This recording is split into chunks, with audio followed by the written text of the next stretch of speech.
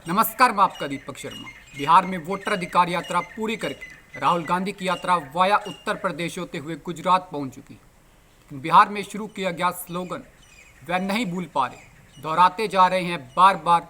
मौका मिल रहा है जहां हर बार बोलना नहीं भूलते, वोट चोर गद्दी छोड़। वोट चोरी के इल्जाम को हवा देने के लिए बिहार का चुनावी माहौल उपजाऊ जमीन साबित हुआ। लेकिन अब राहुल गांधी गुजरात के भी ताबड़तोड़ दौरे कर रहे हैं। बिहार और रायबरेली के दौरों के बीच जो चल रहा है वैसा ही गुजरात के लिए चल रहा है। पिछले 7 महीनों में वह 5वीं बार गुजरात पहुंचे हैं। गुजरात में शहरी और जिला अध्यक्षों के लिए ट्रेनिंग कैंप लगा हुआ है।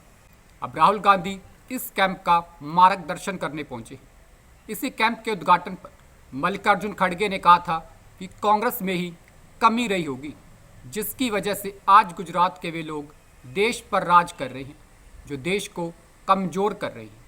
कांग्रेस में नेतृत्व के स्तर पर कमी की बात राहुल गांधी भी स्वीकार कर चुकी हैं। 2027 के गुजरात विधानसभा चुनाव में टिकट बंटवारे में जिला अध्यक्षों की महत्वपूर्ण भूमिका रह सकती है। यही वजह है कि कांग्रेस गुजरात में जिला अध्यक्षों पर काफ़ी जोर दे रही है। संगठन सर्जन अभियान शुरू करते वक्त राहुल गांधी ने गुजरात में पार्टी को मजबूत करने को लेकर कई बातें कही थी। नेतृत्व में कमी की जिम्मेदारी लेने के साथ ही राहुल गांधी ने तब भी कहा था कि गुजरात में कांग्रेस की लीडरशिप में 2 तरह के लोग हैं, उनमें बंटवारा है। एक है जो जनता के साथ खड़े हैं, जिनके दिल में कांग्रेस की विचारधारा है।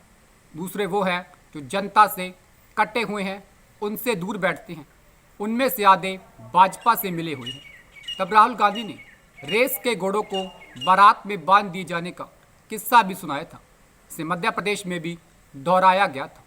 अब राहुल गांधी के दिशा निर्देश पर ही नए जिलाध्यक्ष बनाए गए हैं। गुजरात में राहुल गांधी ऐसे कांग्रेस नेता जो बीजेपी से मिले हुए हैं, उनके खिलाफ सख्त कार्रवाई की बात भी कह चुकी है। लेकिन कार्रवाई किस स्तर पर हुई, इसका नतीजा क्या रहा, यह तो परिणाम से पता चलता है और आगामी चुनाव के नतीजे ही कार्रवाई का परिणाम बताएंगे।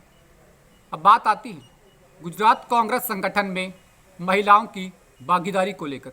64 साल की सोनल पटेल, जो गुजरात में 40 लोगों की लिस्ट में जगह पाने वाली एकमात्र महिला है, उन्होंने कहा कि मुझे उम्मीद थी कि इस लिस्ट में 3 से 4 महिलाओं को जगह मिलेगी, लेकिन ऐसा नहीं हो पाया कि जगह मिली सिर्फ एक महिला को।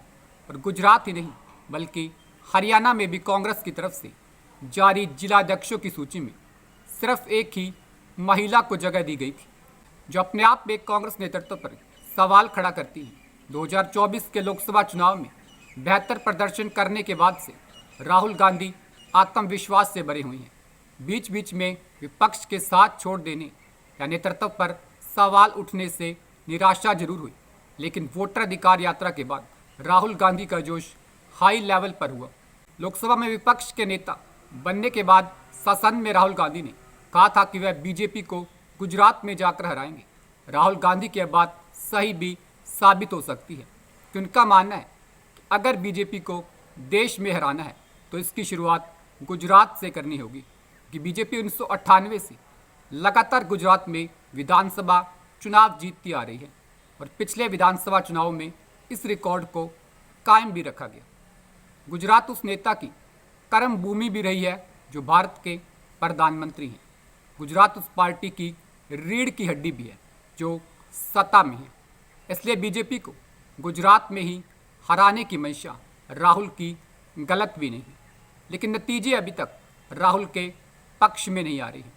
हालांकि हौसला अफजाई के लिए राहुल गांधी गुजरात कांग्रेस को तेलंगाना की मिसाल भी देती हैं। बीजेपी की तरफ इशारा करते हुए राहुल गांधी ने 6 महीने पहले कहा था कि अगर गुजरात में हमारा वोट 5% बढ़ जाएगा तो आप यानी बीजेपी वहीं ख़त्म हो जाओगे। तेलंगाना में हमने 22% वोट बढ़ाया है, यहाँ तो सिर्फ 5% की ज़रूरत है। राहुल गांधी ने तब कहा था कि गुजरात नया विकल्प तलाश रहा है, लेकिन कांग्रेस पार्टी उसे दिशा नहीं दिखा पा रही।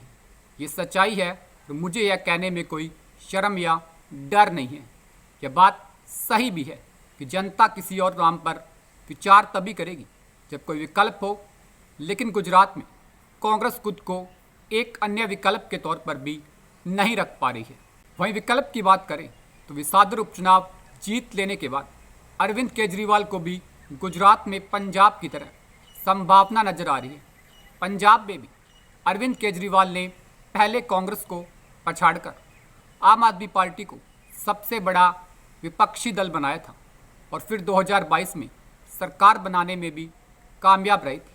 और शायद यही same year election with same year party with same year strategy Arvind Kejriwal Congress के साथ गुजरात में भी करना चाहते हैं।